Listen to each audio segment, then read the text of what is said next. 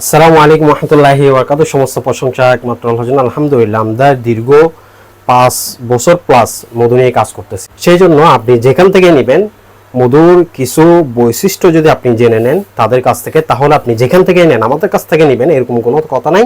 যেখান থেকে নেবেন আপনি কোনোদিনও প্রতারিত হবেন না। সেই জন্য এটা ভিডিওটা ফার্স্ট থেকে লাস্ট পর্যন্ত দেখবেন আপনারা। মৌমাছির পেট থেকে বিভিন্ন রঙের পানীয় নির্গত হয়, এটা কোরআনেরই কথা। সেই জন্য আপনারা দেখতে পাচ্ছেন এটা বিভিন্ন রঙের পানীয় দেখতে পাচ্ছেন। যেখান থেকে মধু নেন তাদের কাছে জিজ্ঞেস করে নেবেন, ভাই আপনি কতদিন যাবত মধু নিয়ে কাজ করতেছেন, এবং মধুর যদি কোনো ভেরিয়েশন না পান, কোনো যদি মধুর কালারের গ্রানের ভিন্নতা না পান, 12 মাসে যদি একই রকম গ্রান একই রকম কালার পান, তাহলে সেখান থেকে আপনি মধু কিনা থেকে বিরত থাকবেন। কারণ আপনি যদি একই রকম মধু পান তাহলে এটা কোনোদিন অথেন্টিক মধু হতে পারে না। মধুর কালারের ভিন্নতা থাকবে, গ্রানের পরিবর্তন থাকবে, স্বাদের পরিবর্তন থাকবে। 12 মাস একই রকম কোনোদিনও থাকবে না। এটা কারণ এটা কোরআনেরই কথা। রাসূল সাল্লাল্লাহু আলাইহি ওয়াসাল্লাম বলেন, দুই আরোগ্যকে তোমরা আঁকড়ে ধরবে, এক হচ্ছে কোরআন, এক হচ্ছে মধু।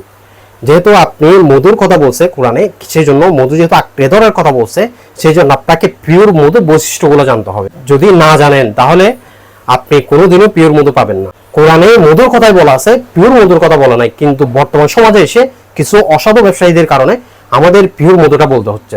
সেই জন্য আপনাদেরকে বলে দিতে হচ্ছে এই বৈশিষ্ট্যগুলা, তাহলে আপনি প্রতারিত হবেন না।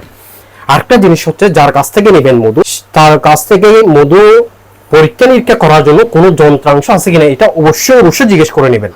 কারণ যে দীর্ঘদিন যাবত মধু নিয়ে কাজ করতেছে তার কাছে অবশ্যই যন্ত্রাংশ থাকা দরকার। যারা দীর্ঘদিন যাবত কাজ করে তারা মধুর কে ঘ্রাণ শুকে বুঝতে পারে মধু পিওর কিনা। আর সবচেয়ে বেস্ট হচ্ছে একমাত্র ল্যাব টেস্ট। আমরা যখন সুন্দরবনে প্রবেশ করি, সুন্দরবনের মধু কালেক্ট করা খুবই কষ্টসাধ্য।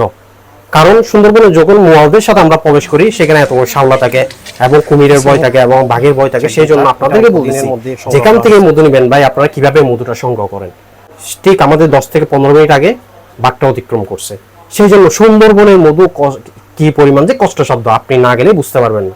সেই জন্য আপনারা চটকদার বিজ্ঞাপনের মাধ্যমে কিভাবে আশা করেন সুন্দরবনের মধু এত কম প্রাইসে। তাই বলে এই নয় আমরা আপনাদেরকে হাই প্রাইজে মধু সেল দিব। আলহামদুলিল্লাহ, আমরা আপনাদেরকে অথেন্টিক মধুর পাশাপাশি কোয়ালিটিফুল মধু এবং ন্যায্য মূল্যের প্রতিশ্রুতি দিচ্ছি। আলহামদুলিল্লাহ।